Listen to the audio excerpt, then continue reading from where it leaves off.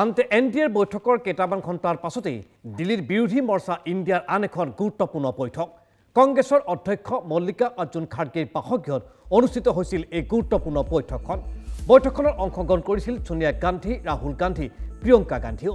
NCP নেতা শৰদ পাৱাৰো উপস্থিত আছিল এই গুৰুত্বপূৰ্ণ বৈঠকখনত শিৱসেনা ইউটিবি নেতা উদ্ধৱ ঠাকৰেও উপস্থিত এই বিশেষ বৈঠকখনত সমাজবাদী পাৰ্টিৰ নেতা উত্তৰ প্ৰদেশৰ প্ৰভাৱশালী নেতা অখিলেশ যাদৱ আৰজেডিৰ তেজস্বী যাদৱ ডিএমকে নেতা এমকে ষ্টালিনো অংশগ্ৰহণ কৰে এই গুৰুত্বপূৰ্ণ বৈঠকখনত আম আদমি পাৰ্টি আৰু চিপিএমৰ নেতৃত্বও উপস্থিত থাকে এই বিশেষ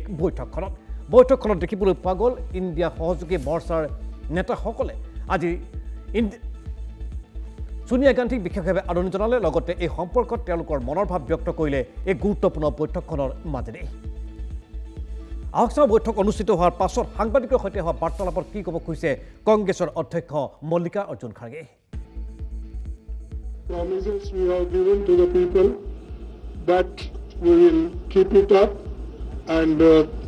just I want to tell this. Thank you very much.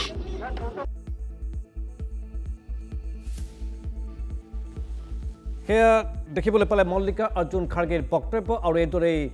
ইতিমধ্যে কুচকাৱাজ আৰম্ভ হৈছে ৰাজধানী চহৰ দিল্লীৰ বতাহ এই মুহূৰ্তত কোন দিশে গতি কৰে সেয়া স্পষ্টকৈ কোৱা টান যদিও এই মুহূৰ্তত প্ৰায় নিশ্চিত হৈ পৰা দিশে অগ্ৰসৰ হৈছে যে এনডিএ চৰকাৰ গঠন কৰিব পাৰে অহংত 5টা বছৰৰ বাবে